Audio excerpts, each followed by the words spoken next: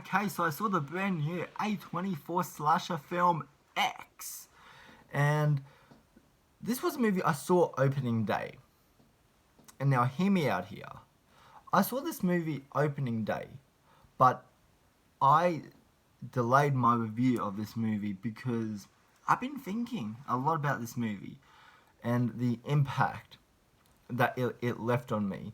Because the more I think about X, the more genius in filmmaking I think this movie actually is. And now, keep this next point in mind because this is important.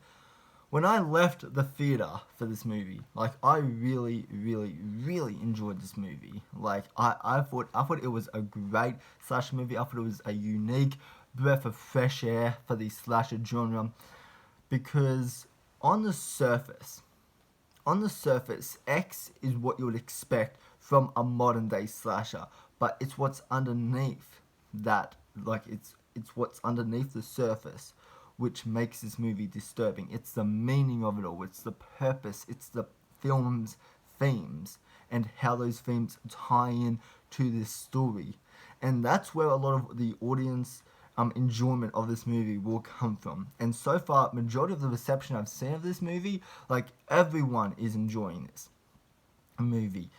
But I will say this: this movie isn't going to be for everyone. I feel like knowing who you are as a horror fan and what you come to a horror film expecting is very important here, and that will either increase or decrease your enjoyment of this movie. Because if you're someone who loves fast paced horror and who loves like no build up, no setup, no character development and jumps right into the shit, like this movie isn't going to be for you. But if you are someone who loves slow paced horror and likes to slowly be immersed into the story that is being presented to you, you are going to really enjoy this movie. This movie is for slow paced horror fans because this is not an exciting movie by any means. If anything, this is like a very slow movie for majority of the runtime. Like it's not until like the final 45 minutes of this movie where the horror elements do come in and you expect what you saw in the trailer. But I enjoyed this entire movie because this movie, like the biggest reason for my enjoyment of this movie, well, one of the things that I've heard, like I've read and heard reviews, and nobody has talked about this, which is shocking to me because this has to be talked about, in my opinion, is the location of this farmhouse, this farm landscape, because this location creates some isolation. It creates some claustrophobia for its story because there's only so many corners that these characters can run before they run into these elderly killers, and so it creates I guess that maze that it creates that maze type location here where like the killers could be behind this tree just waiting for you to make a wrong step, and then boom, you are dead. Like this film creates such great claustrophobia and isolation, and you can scream as loud as you want and nobody will hear you because like throughout the movie you get these great beautiful wide shots of the camera just showing this farm, I guess, this farm facility, and then you see past that and all you see is just bushland and trees, and just you can scream as loud as you want, nobody is coming for you. And so this location, it creates this playground of hell, sort of, where these elderly killers can that they can do whatever evil and whatever evil and disgusting shit to you, and nobody will know that you are gone.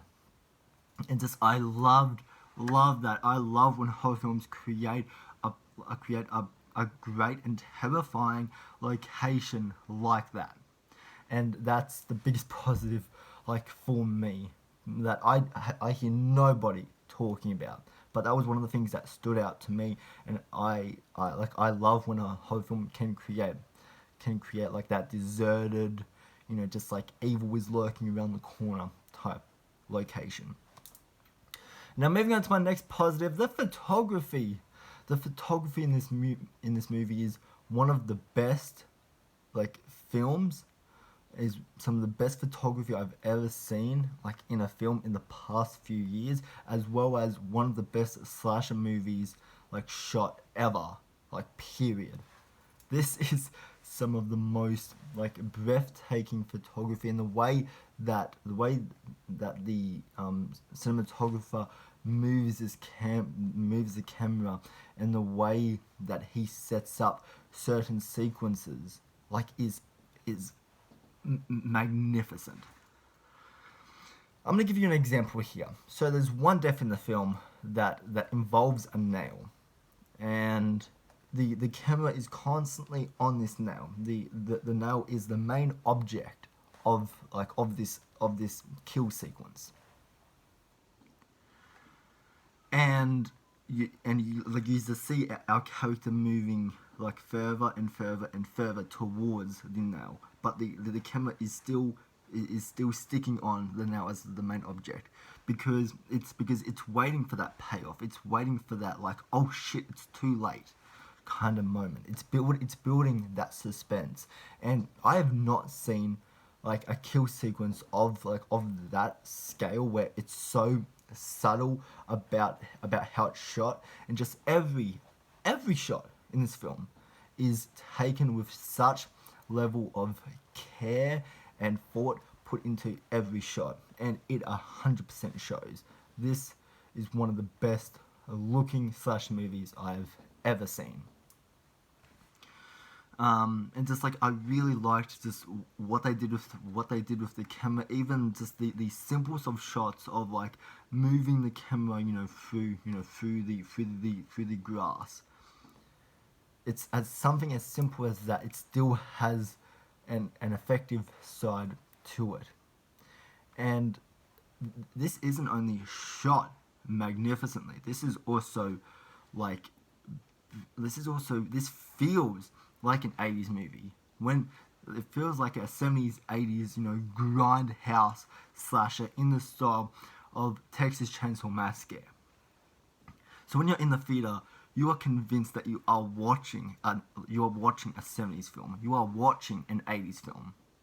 It's just like I loved that kind of that film grain that Ty West, like, adds here, because I think that definitely does add a lot to what he is presenting to his audience.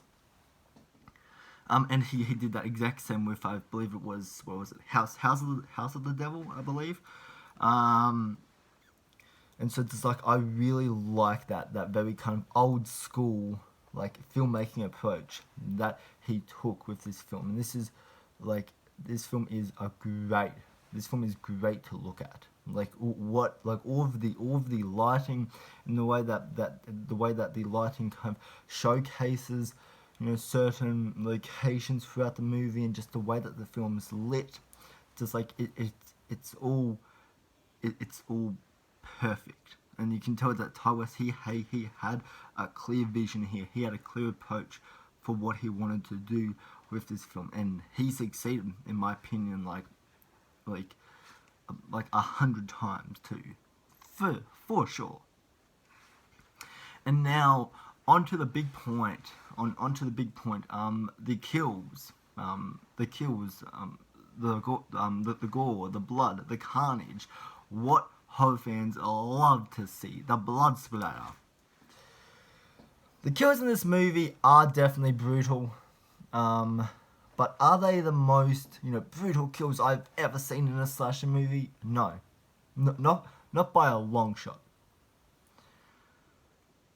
what makes these kills scary and what makes them stand out to me is the fact that how realistic and grounded in reality they are.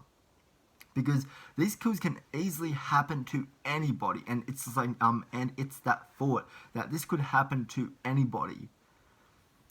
Like and everybody's like stepped on a nail, so we all know that pain. And so it really it gets to you with the imagination aspect, and with that there's really nothing in this kill that is like too over the top. It's all very basic level like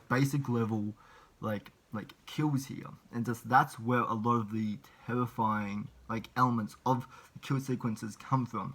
But then as far as all of the carnage candy and the gore and the blood that you actually see on screen, like yes you do see it. It's not you only see it for like a few seconds. It's not like it showcases that and then the camera kind of holds there for like 20 seconds just trying to disgust you.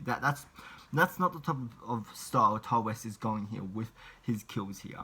But I thought the kills that we did get were really great. There were some really surprising and shocking kills. One with an alligator at the end, which I thought was probably my second favorite kill of this entire movie. You saw brief snippets of that sequence in the trailer. I think it was the Red Band trailer, I believe. And of course the direction by Ty West. Bravo, brother. What can I say that hasn't already been said about Ty West's direction here? Besides he set out to make a classic, grindhouse feeling film, and he succeeded in that 100%. I cannot wait to see Ty West's prequel to this film. Which, speaking of that, a lot of people said that at the end of X, there's a trailer to the X prequel that's coming out this year, supposedly. My auditorium waited till the credits faded to black, and there was nothing. There was no trailer in my theater. So I don't know if that's a certain theater companies like play it, or certain countries play it. I do not know, but at least in my auditorium, the prequel trailer was not playing. So I don't know what happened there.